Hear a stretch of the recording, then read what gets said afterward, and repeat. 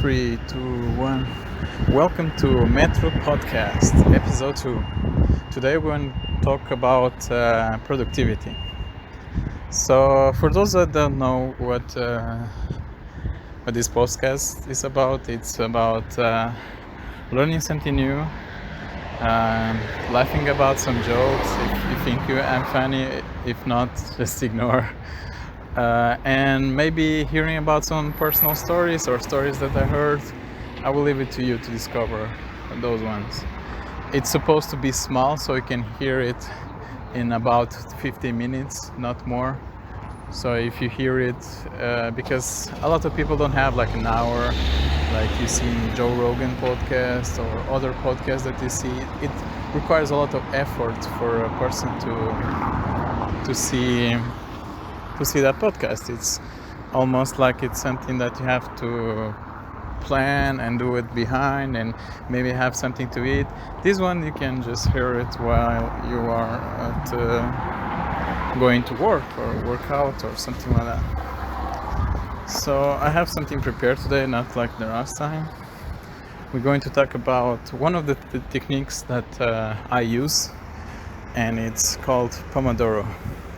Pomodoro is just a technique that you put 25 minutes of just doing work, focused, no distraction, no Facebook, no Instagram, no seeing if your crush has sent you something. I know you guys do that, or girls, doesn't matter. Especially if you're in university, you do that, of course, like you check out always the person that you like.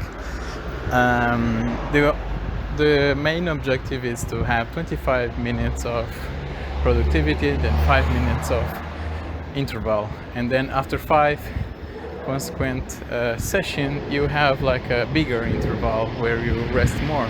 Usually it's 10, but it can be like 15 minutes, depends how on you are. My advice is to adapt you to your way of working. Like mine, 25 minutes too much. I put 15 minutes and I do more intervals because my attention span is really small. I'm like those cats when it's resting and if he sees a laser, he goes after it. So you have to pick it up and just try for yourself. It's an habit or something that you gotta give time before using fully. You have to understand that at first it won't be that an amazing tool. You will get distracted, but as time goes you will get better and you will focus better. It's like a muscle. Focusing is a muscle you train every day. And also doing these techniques are also like an habit, so it will take a little bit before you've taken inside you and you use it proficiently. This technique is also taught in a lot of videos, YouTube videos, especially for students. And if you're listening, don't look for magic. How do you spell it? God damn it. Magic technique, like to improve your productivity and learn that subject that you really want, and half or 25% of the time. There's not such thing. These things that are to help you, they give like a little boost, like that extra 5%. It's from the technique just by using it. The rest is from you. So just don't focus or try to get good. How do I say? Not good, but don't try to put all your eggs on the chest. It's like it won't do amazing things, you know. It's going to give you a little bit more organization, but the rest it's up to you. If you don't like the subject, of course, no matter how technique you use, it's going to be hard for you to learn. So that's what I recommend. For me, I adapted, so I know how I work better. I've tested it, I've used many times, I've given it a chance to work. And if you're really interested, you can go on a website and search for Pomodoro technique, and you'll see some free website where you can put the watch and it will beep you like a smartwatch, or you can do it in the smartwatch. The next thing I want to talk about is the 4-slide thing, where you put not important, important,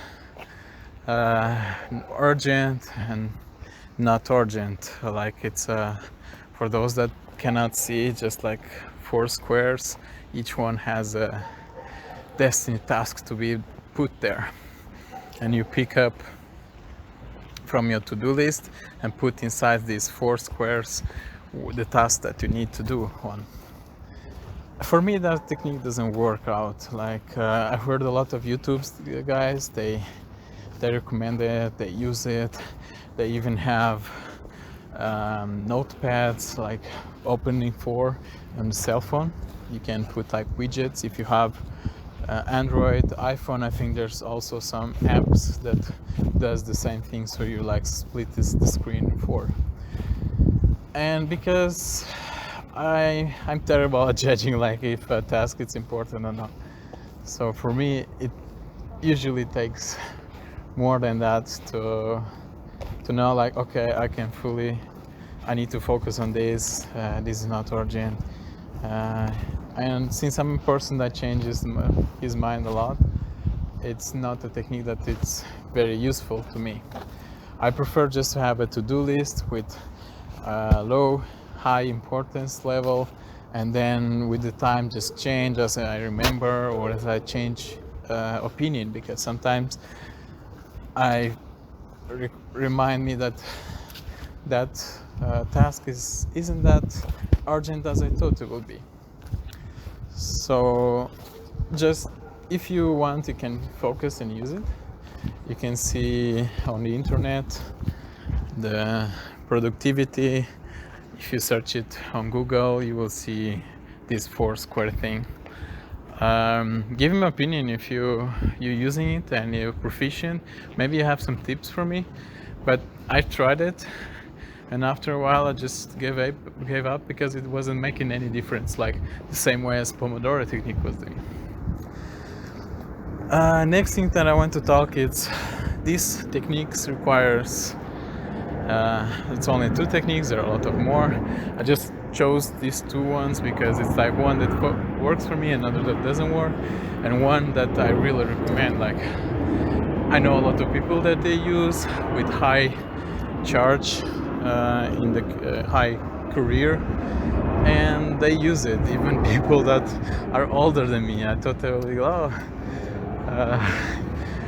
people are getting I thought I was like the smart one, like, okay, I'm young, I'm bringing new things to the company. No, old people, they also listen to this thing.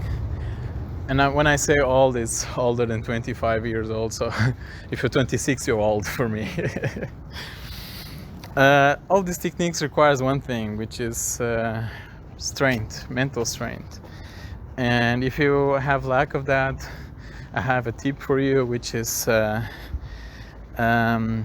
for example, if you go to the gym, even do it like as a habit, like I have to do it every day, I have to do 3 to 3 days, I have to like put objective, concrete objective, not like I have to go more to the gym. It's not a concrete objective, and it's easily can be ignored or not done. My tip is to do concrete objects, and if it's a big objective, then split it in more parts. And if you lack of strength, mental strength, try to split it as simple as you can, as simple as like 5 minutes task.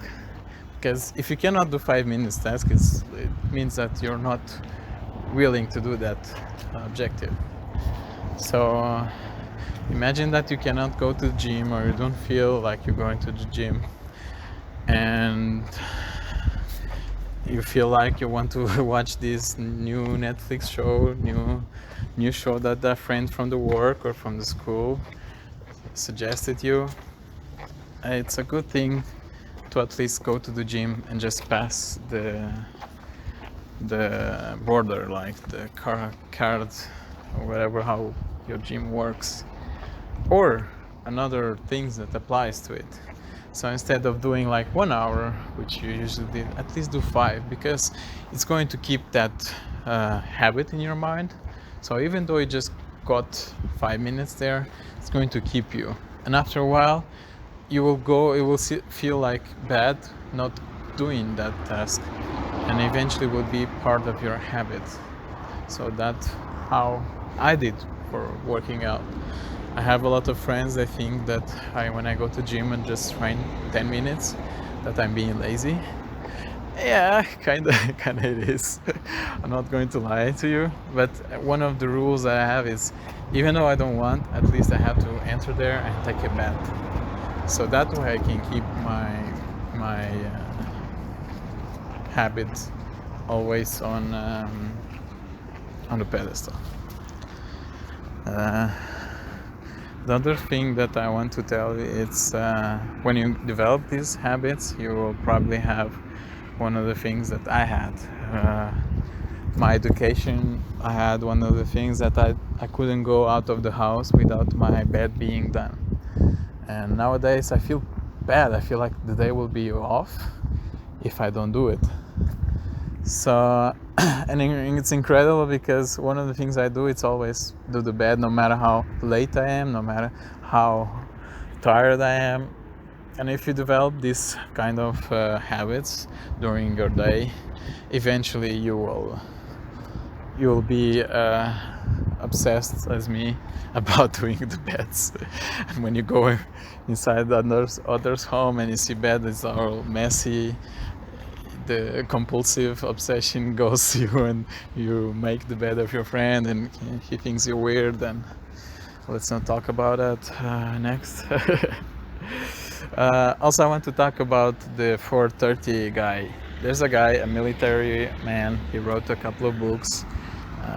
I will search in a couple of minutes to see his name. I don't remember right now. I'm terrible with names. I can remember his face. I can draw it, but I don't remember his name. I can put him in prison by describing how he looks, but not his name. So he's a guy, that military guy, that wakes up at 4:30, and really in the morning his Instagram is filled with photos from the watch saying 4:30, which he's been doing it for a couple of years now, and it's really inspiring. Like, oh my god, if he can do that, I can do that too. So I do it, but I do it instead of being 4:30 a.m. I do it 4:30 p.m. I'm not sure if that's what I'm supposed to do. But the guy is just incredible. One of the reasons he wakes up so early is to do more stuff, because nobody's waked up that morning, so you don't have notification, you don't have calls, you have nothing to distract you. If you go to the gym is empty, so that's like a paradise. And everything gets more, you can do more, and you can even see, if you search for the routines for these rich people, you can see that most of them, they have waking up really early. For example, Elon Musk, he wakes at 7, he sleeps 6 hours per night, which I think it's not enough, especially after some research I've seen and podcasts I've listened, that you should get at least 7.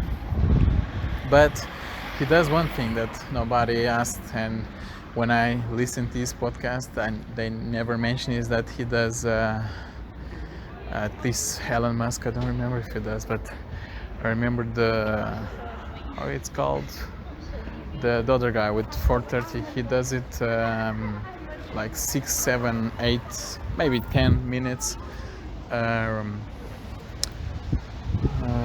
mini sleeps, how do I call it? God damn it. Yeah, power naps. And from what I've seen, it helps you a lot. And he has like a great story. One of his professors was really energetic during the day, the lecture, and they figure out that at the lunch he was taking 15 minutes of sleep, so he can get energetic for the next part of the day.